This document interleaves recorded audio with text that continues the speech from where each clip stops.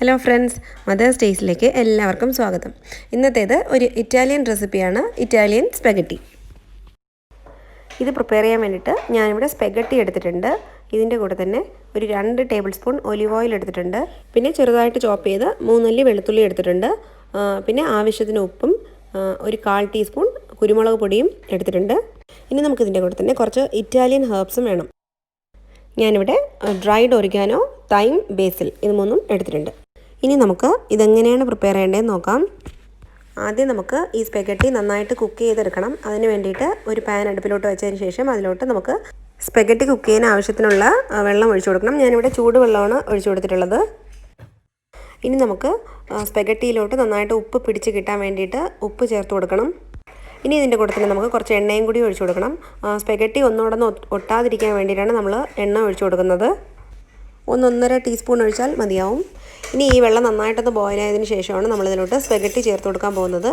അപ്പോൾ ഞാനിപ്പോൾ ഏകദേശം 225 ഗ്രാം സ്പെഗറ്റി എടുത്തിട്ടുണ്ട്. ഇത് പൊട്ടിച്ചൊന്നും ഇടേണ്ട ആവശ്യമില്ല, ജസ്റ്റ് ഇങ്ങനെ തന്നെ ഇട്ട് കൊടുത്താൽ മതിയാവും. ഇനി നമുക്ക് ഈ സ്പെഗറ്റി നന്നായിട്ടൊന്ന് കുക്ക് ചെയ്തെടുക്കണം. ഇതിൻ്റെ കുക്കിംഗ് ഇൻസ്ട്രക്ഷൻസ് ഒക്കെ പാക്കറ്റിൽ തന്നെ അവർ കൊടുത്തിട്ടുണ്ടാവും. എനിക്കിത് കുക്ക് ചെയ്യാൻ ഏകദേശം 15 to 20 മിനിറ്റ്സ് വേണ്ടി വന്നു. ഇതിപ്പോൾ ഏകദേശം നന്നായിട്ട് തന്നെ കുക്കായിട്ടുണ്ട്. നമുക്ക് കൈവച്ച് തന്നെ ഒന്ന് പ്രസ് ചെയ്ത് നോക്കാം. ഇതിപ്പോൾ റെഡി ആയിട്ടുണ്ട്. നമുക്കിനി സ്റ്റവ് ഓഫ് ചെയ്യാം. ഇനി ഈ വെള്ളം ഒന്ന് മാറ്റണം. അതിന് വേണ്ടിയിട്ട് നമുക്കൊരു സ്ട്രെയിനറിലോട്ട് ഈ സ്പെഗറ്റി ഇട്ട് കൊടുക്കാം. ഇനി ഇതിലോട്ട് ഓവറായിട്ട് കുക്കാവാതിരിക്കാനും ഒട്ടിപ്പിടിക്കാതിരിക്കാനും വേണ്ടിയിട്ട് കുറച്ച് പച്ചവെള്ളം കൂടി ഒഴിച്ചു കൊടുക്കാം. ഈ വെള്ളമൊക്കെ ഒന്ന് ഡ്രെയിൻ ചെയ്ത് കളഞ്ഞിട്ട് നമുക്കത് മാറ്റി വയ്ക്കാം. ഇനിയാണ് നമ്മൾ സ്പെഗറ്റിക്ക് വേണ്ടിയിട്ട് സോസ് പ്രിപ്പയർ ചെയ്യാൻ പോകുന്നത്. അതിന് വേണ്ടിയിട്ട് ഒരു പാൻ അടുപ്പിലോട്ട് വെച്ചതിന് ശേഷം അതിലോട്ട് നമുക്ക് കുറച്ച് ഓയിൽ ഒഴിച്ചു കൊടുക്കാം.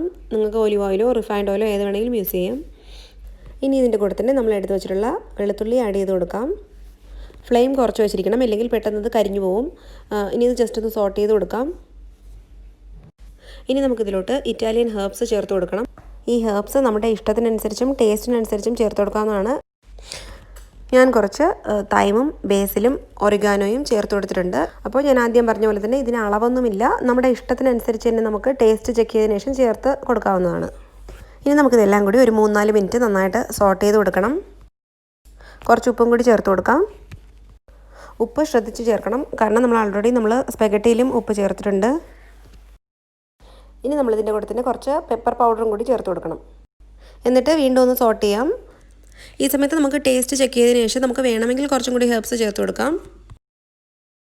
ഇപ്പോൾ നല്ലൊരു മണം വരുന്നുണ്ട്. നമുക്കിനി സ്റ്റവ് ഓഫ് ചെയ്യാം. നമ്മുടെ സോസ് ഇപ്പോൾ റെഡി ആയിട്ടുണ്ട്.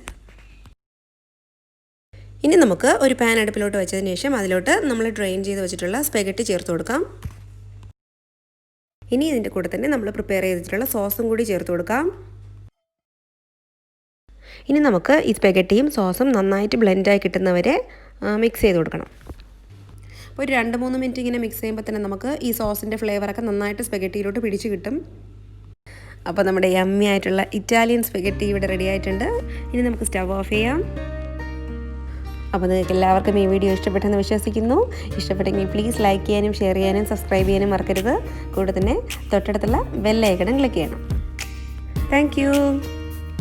അപ്പോൾ മറ്റൊരു അടിപൊളി വീഡിയോ ആയിട്ട് വീണ്ടും കാണുന്നത് വരെ ടാറ്റാ, ബൈ ബൈ.